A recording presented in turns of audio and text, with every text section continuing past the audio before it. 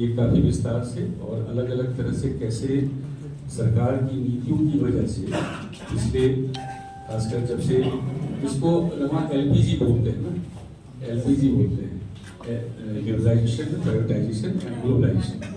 तो ये नव उदारवाद की जो है ये नीतियाँ हैं, और शॉर्ट में इसको एलपीजी बोलते थे। और एक वर्ल्ड बैंक ने जब इसलिए पूरी नीति को बनाया तो 91-92 में बहुत सारे पर्चे भी लिखते थे कि अंकल डंकल क्या कहते हैं, क्योंकि इसको डंकल प्रस्ताव के नाम से इसको बेस किया गया था।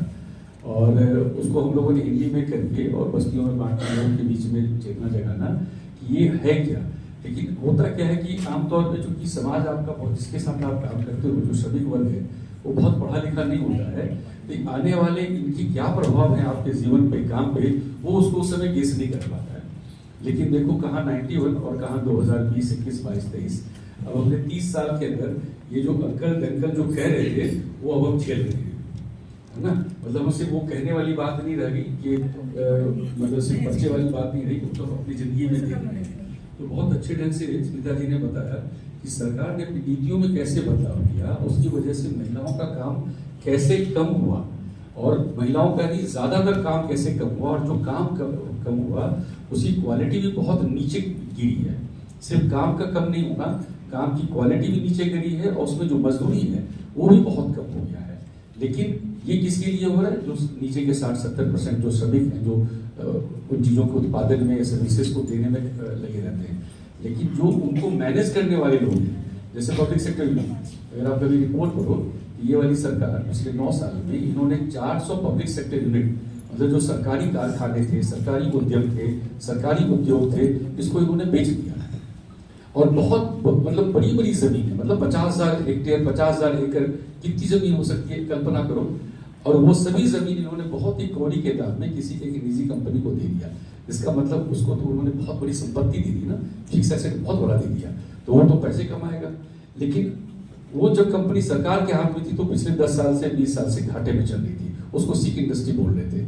और मतलब स्ट्रेटजी भी नजर आई सरकार की कि आने वाले 2-4-5 सालों में जितनी ऐसी कंपनी थी, जैसे देखो जितनी तेल कंपनियां, इसको नवरत्न बोलते थे और कहते थे ये तो हमेशा मुनाफे वाली है, और अब देखो नवरत्न में भी हालत खराब है, मतलब उसी कमर टूट गई है ना। जैसे सेल है, रेलवे है, इनकी भी कमर इन्होंने तोड़ दी है। अब देखो धीरे धीरे ये जितने ऐसे उद्योग थे जहां पे कि आपको अच्छा काम मिलता था, अच्छी मजदूरी मिलती थी, जिसको हम कहते हैं वर्किंग कंडीशन, हमारे वर्क जितने लेबर लॉज हैं उससे कंप्राइजेज होते थे। मतलब आपको 8 ही घंटा काम करना है, आधे घंटे का रेस्ट होगा, 4 घंटे में भी 15 मिनट का रेस्ट होगा, ये सब सभी पब्लिक सेक्टर में होते थे। और टाटा जैसी कंपनी भी इसको फॉलो करती थी आज से 30-40 साल पहले। आज की तारीख में ये सब धीरे धीरे खत्म हो गए। अब आपके वर्किंग आवर भी 9 घंटे हो गए, आपकी मजदूरी भी उसके हिसाब से नहीं हुई। और अभी जो इन्होंने कहा, देखो अभी पूरी सरकारों में हो रहे, कहीं भी मिनिमम वेज कोई बढ़ा नहीं रहा है ना। मतलब दिल्ली में मिनिमम वेज अभी सबसे ज्यादा है, अगर दिल्ली और उसके आसपास के इलाकों को देखो। और ये भी संजोग हो, ये सरकार आई जो भी वहाँ पे दिल्ली में है, और हमने जब 2015 में इनको डेलीगेशन दिया था तो वहाँ पे हमने कहा था भाई दिल्ली में 22 साल से न्यूनतम मजदूरी नहीं बढ़ी है। तो सरकार को 2-3 महीने के बाद समझ में आया, और उसने मिनिमम वेज एडवाइजरी जो कमेटी होती है, बोर्ड बनाया। तो मैं उसका मेंबर आज भी हूँ, और उसमें हम लोगों ने प्रस्ताव दिया, और उस प्रस्ताव की वजह से उसमें कानून होता है, और एक हमारा इंडियन लेबर कॉन्फ्रेंस है जो 1957 का है, उसमें उन्होंने दिया था कि कैसे हम वेज डिटरमिन करते, फार्मूला है जो हम लोगों ने अपने कॉलेज में जब MBA करे थे उसमें हम लोग पढ़े थे। लेकिन उसको जब हम लोग अध्ययन करना शुरू किया तो लगा कि 1-2 स्टेट छोड़ दो, जैसे कहते भी थे भाई वेस्ट बंगाल और केरला छोड़ दो, तो बाकी स्टेट ने उस फार्मूले को भी पालन नहीं किया।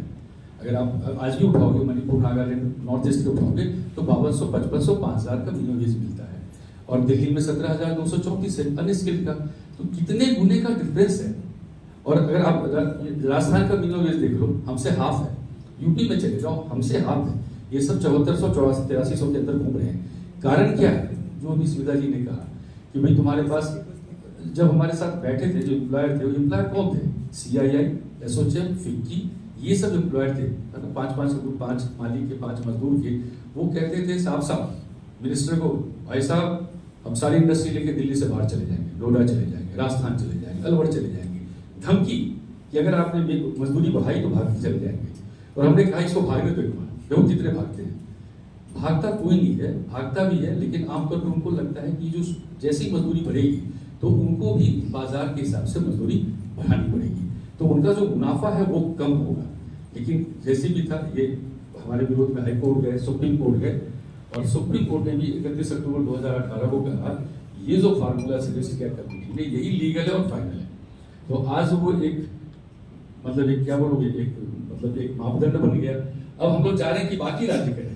अब तक मैं 13-14 राज्य घूम चुका हूँ कि सबके लेबर मिनिस्टर, लेबर सेक्रेटरी से मीटिंग हम लोग लेते हैं, ये कहते हैं कि क्या आप दिल्ली वाला जो भी हम 1957 का फार्मूला है, 1991 का सुप्रीम कोर्ट का केस है रफ्ता कोस्ट मैनेजमेंट ग्रेट कंपनी का, किसी की हिम्मत नहीं है।